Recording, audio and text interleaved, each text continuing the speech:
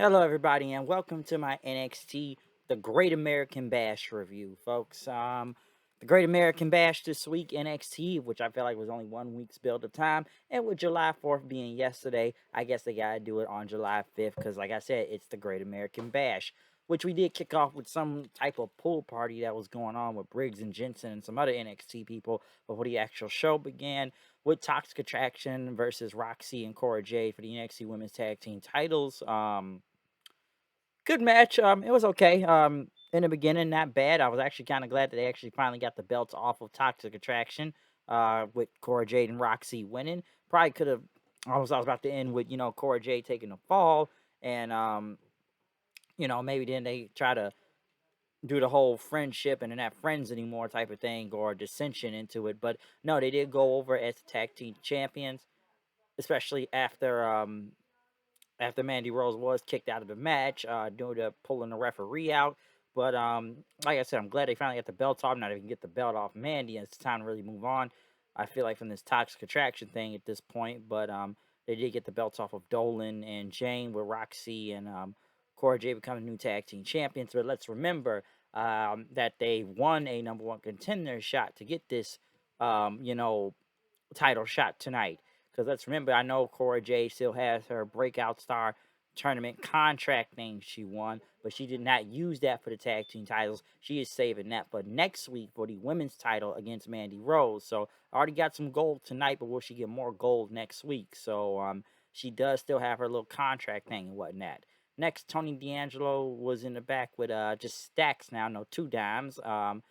With the rest of the Gaudet Phantasma. I don't know where Elektra Lopez has been. They said that Elektra, I don't know, had business percent going up, and Santos was in the hospital apparently, and that Tony said he did it to him. Um, and stuff. And they said they better fall in line and they're gonna end up like Santos. Where has Elektra Lopez been anyway? She's been gone for like 3-4 weeks out of this whole little feud, and now she just randomly pops back up. So I was wondering where she's been at. Um, Pretty deadly. We're kind of promo. Somebody came from Essex, England, and what goes on around there. And they don't like beer. Next, Wesley went against Trick Williams, who had like a Muhammad Ali type of gear coming out. Because I'm like, is he a boxer? Because he had boxing gloves and had the greatest on there. Obviously, we don't see a lot of Trick Williams in the ring that much, and he didn't really do that much. I know a lot of people said Dez here carried this match, which I can agree on. Now the finish was, I guess, that water bottle he had. They kept saying it was a foreign substance, I guess, like chloroform. But my coach Kyle kind of pointed this out. So Vic Joseph and Wade Barrett can smell the rubbing alcohol or whatever it is. They can see and they can smell it, but the referee can't smell it for some reason. And he ended up using the blind Dez, Wesley with it. So Trick can hit like a kick on them for the win. So, it does protect Dez, given that they just use like the whole foreign substance, whatever chloroform and stuff, and one. So it does protect them. I guess it just gives Trick a win as they continue this whole feud going on. I know they showed Tiffany Stratton and Wendy Chu brawling throughout the whole picture-in-picture thing.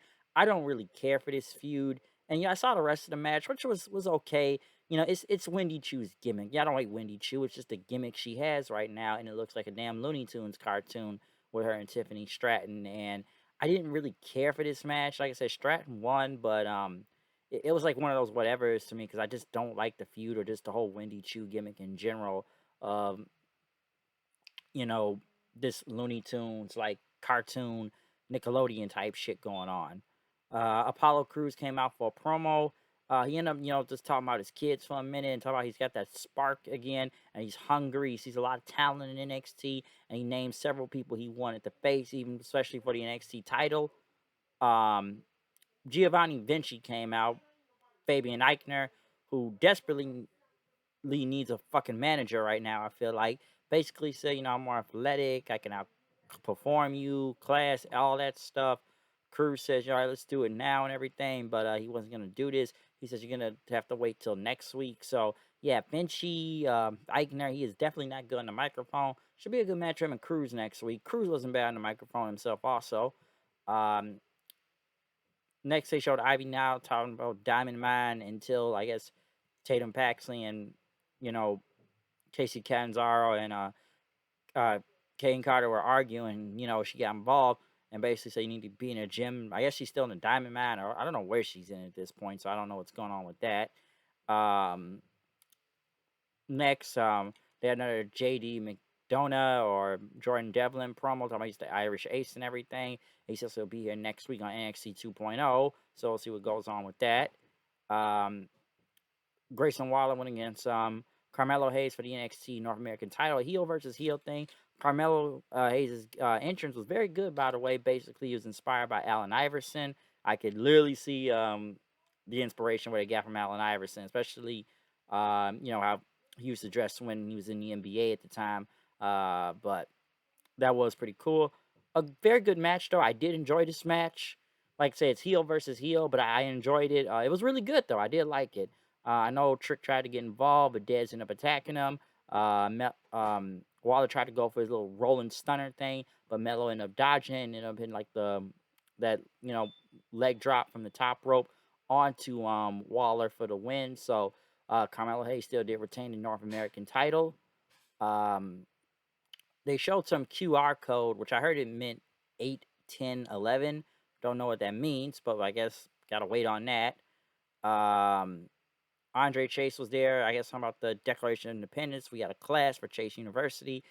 Bodie was dozing off, saying he couldn't get any sleep due to his roommate, Thea Hall, saying they watched Money in the Bank 50 times. Good luck to you. Which, by the way, I should have said this about a week or two ago, but I was too sick to do it. So I guess they're roommates. They got co-ed dorms. So, yeah, that kind of makes it easy for Bodie Hayward to hit that, I'm assuming, right? I feel like that's going to come at some point because I'm like, co-ed dorm, you say? And you're sharing the same room? Yeah, it wouldn't surprise me if he ends up hitting that. So can't blame him. But yeah, some dude named Chad tried to say, well, the Declaration of Independence was on July 2nd with John Adams, but basically Chase says I am American, all this stuff, and told him to get the hell out of his class. And I guess they're gonna go on a trip to England then. So field trip time.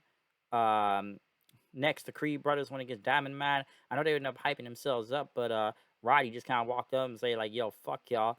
Basically, a very good match though. I enjoyed the Creed brothers end up retaining and end up in their like basement lariat on the win on Damon Kemp right there. He is not bad in the ring. I'm still waiting for his brother Gable Stevenson to get in the ring, but Kemp ain't bad out there. So yeah, Diamond Mine, they stood tall, but obviously you can see Roddy and them like they're gonna turn on them any day now. So we'll see what happens with that. Von Wagner and crew were in the back talking about he couldn't be on the Great American Bash. So Sokoa said you don't see me complaining and everything and stuff. And basically, they challenged to a fight. They was about to brawl, but they ended up getting held back by referees. Norman Smiley was there, by the way, too. Good to see him. Um, in the main event, Braun Breaker got the U.S. flag gear out there. I think it was either like Scott or Rick wore that gear. Going against Cameron Grimes. Like I said, for the NXT title. Good match. I enjoyed it. Did I really believe Grimes was gonna win? A couple times actually had to hit the cave in, but once Breaker kicked out of that, kind of knew it was gonna be over then because Grimes ended up pointing to the moon. He was gonna do it for the top rope cave in, but Breaker ended up hitting him with a spear in for the win. And as he celebrated at the top of the stage, JD McDowell, Jordan Devlin basically ended up showing up and hitting like an angle slam on him or not angle slam, but a big suplex onto the table that was there, and he says that the necessary evil is here. So I'm assuming Jordan Devlin is going to be his next opponent now for the NXT title, and they're going to move on from Grimes. Don't know where Grimes goes on from this point, but I was enjoying Grimes' promos for the past few weeks in his new persona he was putting on and not being such a goofball, and I like what he was saying. Hopefully they can still continue that and whatever that's going to go to. But yeah, with him taking the L right here, some people think, will he go to the main roster? I don't really think so. Maybe. I'm not really sure. But then again, I can't tell what's going on with NXT nowadays. With whatever gimmick they coming up every week for whoever debuts or whatever ways they keep changing stuff up at this point. So NXT, it is just really hard to figure out sometimes. But the Great American Bash was okay though. Like I said, new NXT Women's Tag Team Champions, and I enjoyed the North American title match and the main event. So those matches I actually did enjoy. Like I said, a lot of belts were on the line, but only like one title change happened, and that was just the women's tag team titles. Every other belt basically was still retained and whatnot. But not a okay okay show though. I will say that. But other than that, I'm out here. Comment, subscribe, find me on Twitter at HoodNight890. See you guys then. Peace.